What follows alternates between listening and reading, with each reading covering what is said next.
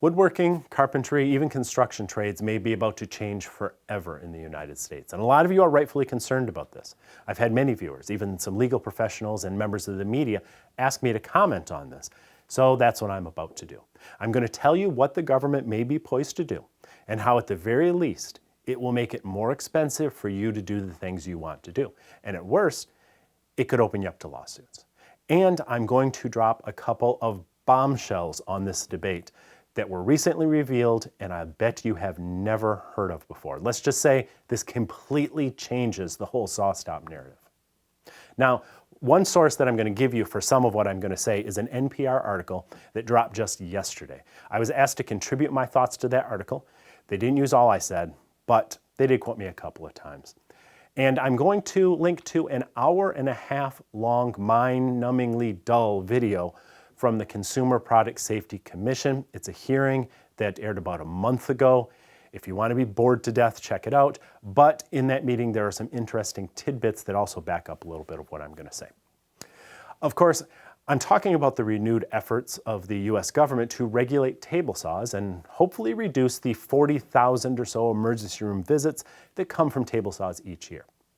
For more than a decade, those that are in politics and those that lobby politicians have been trying to impose regulations that frankly could absolutely kill most table saws on the market today and definitely change both the trades and small workshops like yours and mine in ways few of us have really taken the time to think about. And as you might expect, pretty much all of the table saw manufacturers have strongly opposed this. First, let me catch you up in case you're wondering what the hubbub's all about. Back in 2009, a man named Steve Gass invented a system that could sense flesh and apply a brake before a table saw blade cut into it. So in most cases, an accident that might otherwise have cut off fingers can be reduced to barely a scratch. Now, initially, Gass tried to license this technology to all the major table saw manufacturers, and they all turned him down. I suspect half the reason was the added cost. It would make their low-end saws too expensive, so they'd have to pull them from the market. And if they only put it on high-end saws, then they risk getting sued by someone who bought a lower-end saw from them without the technology and cut themselves. Not to mention all the saws they had already sold and were all out on the consumer marketplace, that they would now be tacitly admitting that they're less safe now that they're marketing flesh sensing technology. So it was potentially a legal quagmire and none of the manufacturers wanted anything to do with it. So Gass next went to the government and he lobbied for regulators to compel the use of this technology. Now in hindsight, that was a big PR mistake because back then there was no appetite for the regulation and the result was just a lot of folks that are still angry even today, years later, that he tried to force it on the public. So he went with the free market approach. Gass started a company called SawStop, and he proved that a lot of people were willing to pay a premium for flesh sensing technology.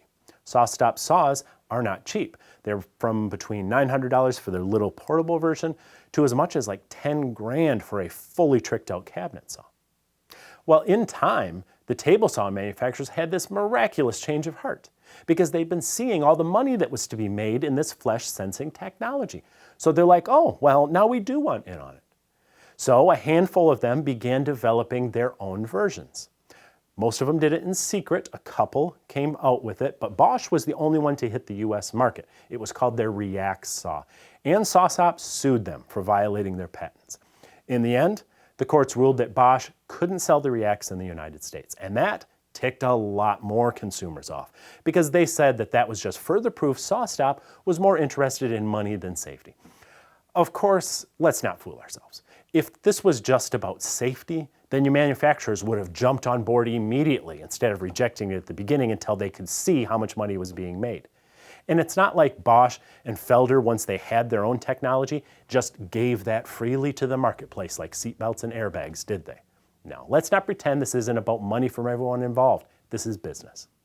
But what most people don't know, and this will be the first bombshell that I promised, is that shortly after SawStop won that lawsuit and got Bosch's saw kicked out of the country, they changed their mind and agreed to allow Bosch to reintroduce the React saw back here in the United States, essentially giving them a license to their technology. CPSC Commissioner Trumka makes a brief reference to that in the recent hearing. Well, actually, first, it's confirmed that one of your joint venture members, Bosch, already has a license to use the SawStop technology. Let's put that over to one side. And after the hearing, SawStop confirmed that they did indeed give Bosch permission to sell the React's technology here in the United States. But Bosch, for reasons known only to them, still decided to pull their saw from the US anyway. Personally, I suspect there was reliability issues with the technology, but that's my own speculation based on what I've heard from users. Bosch hasn't said why they decided to sit on the SawStop permission for all these years while everybody on the internet has been accusing SawStop of being the one to kill the Reacts.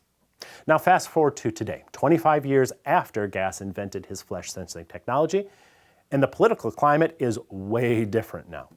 It is now looking very likely that SawStop style technology will be mandated for perhaps all new table saws in America. Which brings us to the other bombshell. While many of SawStop's patents have expired or are about to expire, they still hold one key patent. It's known as the 804 patent, and it could, in theory, preserve SawStop's monopoly on this technology until 2033. And if this regulation passes and the other manufacturers have to use flesh sensing technology, theoretically, that patent would force them to pay license fees to SawStop for every table saw sold in America. But in a shocking move, here's what SawStop CEO Matt Howard said in a recent CPSC hearing. If the CPSC is prepared to adopt this rule, we will not allow our 840 patent to stand in the way. When the proposed rule is adopted and effective, SawStop Holding will dedicate the 840 patent to the public. That blew my mind. And in fact, here's the reaction from the commissioner. Clearly, Mr. Howard, the import of what you just announced today has not sunk in for everyone in this room. It has sunk in for me, and so my first two words to you are thank you. You just made an incredible gift to the public, and I want to make sure we acknowledge that.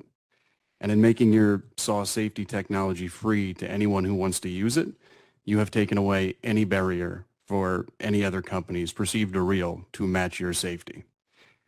So what this means is if the proposed regulations do pass, and I think they will, SawStop will give their rivals permission to freely develop their own flesh sensing technology. Now that doesn't mean that they're just going to take their system out of their saw, package it up, and hand it to all the manufacturers. But they are not going to sue anyone who tries to make their own versions, even if it violates that key patent. So that would essentially be giving up their monopoly on saws that won't cut hot dogs. Now all this sounds like good news, right? Safer table saws, more fingers to go around. I'm definitely for that. So why are so many people opposed to this? Well, we know why the saw manufacturers are opposed to it. It's going to raise the price of their saws because there is a cost to this regulation. In this case, the immediate cost is going to be pretty much an end to table saws as we know it. Now hear me out on this. This isn't hyperbole. Affordable, portable table saws will be a thing of the past. The cheapest SawStop model with that technology, their little benchtop saw, is nearly $1,000. Now granted, with competition comes price decreases. But look what happened when we had a little competition before. Bosch's React saw, that was a competitor to SawStop's job site saw, but yet it was pretty much the same price, about $1,500, which is a lot of money for that type of saw. So do you think Bosch and other brands are now going to be able to take that technology and not put it in a $1,500 saw, but in a $300 tabletop saw? Of course not. The braking systems alone are going to cost more than that.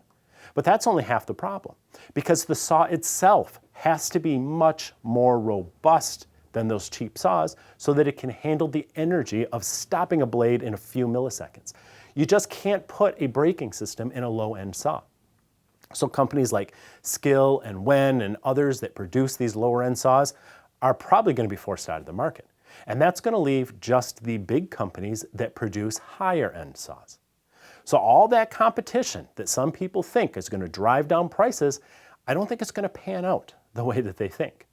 Honestly, if this passes, and I think it will, I'm not sure we're going to see another new saw for less than $700-800. And that will be a major obstacle for people looking to get started in woodworking and even many carpentry and construction trades that need to buy table saws. But wait a minute, what about all the thousands and thousands and thousands of used saws that are already out in the market? Can't you just buy one of those? Maybe for a while, but the proposed regulation suggests it would be illegal to sell saws without flesh sensing technology. Now, I don't know if that's going to eventually mean you won't be able to buy a used saw on Craigslist or elsewhere, but it would not be unheard of because private sales are already restricted for certain products in the United States, including recalled products. Who knows what's going to happen in this regulatory environment? But consider this. In the early 2000s, Craftsman was sued by someone who said their radial arm saws were too dangerous. And as a result, Craftsman decided to recall all 4 million of their radial arm saws, saws that they had sold all the way back into the 1950s. They paid people $100 for every motor and blade carriage that they could strip off a saw and send into them. In a period of just a few years, it went from how you could barely go to a flea market or a yard sale without tripping over a radial arm saw, to now, I can't even remember the last time I saw a used Craftsman radial arm saw. So you can bet table saw manufacturers are going to at least want to reduce their liability by getting as many of those older saws off the market as possible. How they do that? Well, that's yet to be seen. But the saws that eventually will remain, and some certainly will remain, are going to go up in price substantially due to the simple matter of supply and demand for saws without expensive flesh sensing technology. And while we're talking about the issue of liability, consider this. If you do choose to keep and use an older saw, that's fine, that's your choice. But are you going to let your neighbor come over and use it then? Your brother-in-law? A friend? If you work in construction or carpentry trades, are you going to let anyone else in your shop or on your job site touch your older saw without that technology? Because if the regulation passes and says that that type of saw is dangerous, you open yourself up to a lawsuit if they get cut on your old saw. This is a giant rabbit hole, the bottom of which we have yet to see. Which brings us to the question of whether this technology is even necessary. I was asked to provide a statement for that NPR article on that subject, and they didn't use all of it, so I'm just going to paraphrase what I said.